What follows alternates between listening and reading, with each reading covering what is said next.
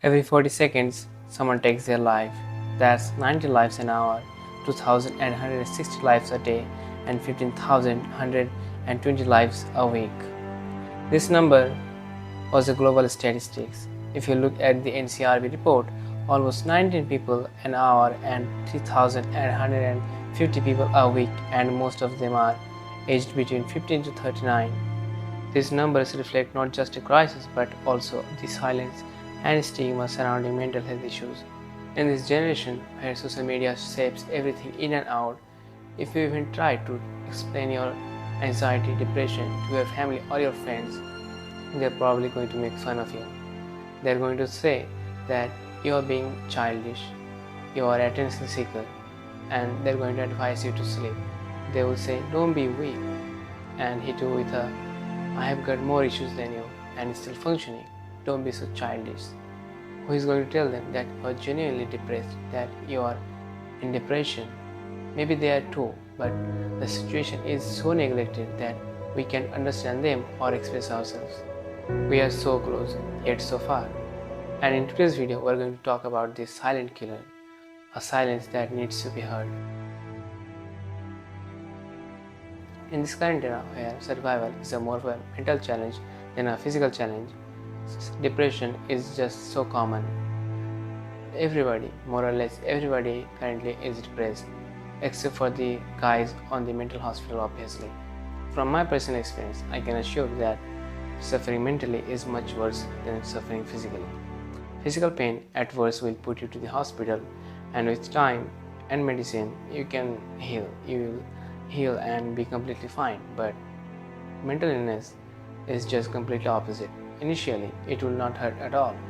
It will keep compounding, and one day will come and the pressure, the stress, the depression will become so much that you will not be able to hold it anymore. And thankfully there will not be you to worry about this, because you will become a living dead body. Our society is so messed up that if one takes their life, we call them a coward or a loser. We just don't understand them. Obviously, no action can justify a life that is lost, but under no condition we should take a life. We should survive. We must survive. That's the ultimate truth of life. Unless you are a nihilist, though. Now, come to think of it, what might have been the reason? What might have been the cause that he had to do that? How much could it hurt? How bad was it? We just don't understand. We never understand. We at best we can know about the reason, but we don't understand. We can say that I understand, I know what he might have been go through, but we don't. Unless we have personal experience to as close as possible, we will never know. Suppose you learned that a student unalived himself upon a bad result, then what you and I think? What do you understand? We just know his bad result. We don't understand his pain, how bad he had felt seeing those results, how bad he felt seeing his parents being disappointed, all the late nights, all the studies, all the struggles are in vain, his promise, his dreams, everything being crushed. He just could not live the life of failure anymore. And today, unfortunately, he is not anymore with us. But what would we say? We would say, oh no, he should not have done that. He should have tried once more. A single sheet of paper can decide your future. Unfortunate. So unfortunate, because we don't say these things when he was alive. They only come out of your mouth when he is just not here to listen anymore. But instead, what do we did? We hated him. We called him a failure. We just could not tolerate him. This current generation is perhaps the most depressed generation ever. Almost 20% of the population is immediately in need of a therapy. And the reasons for this unbearable depression and stress is very common.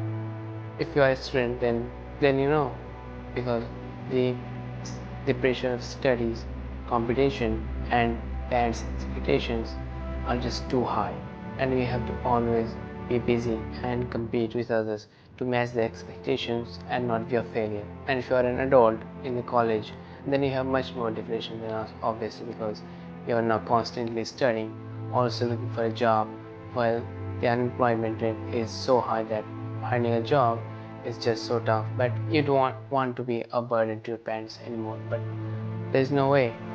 There's just nothing you can do about this anymore.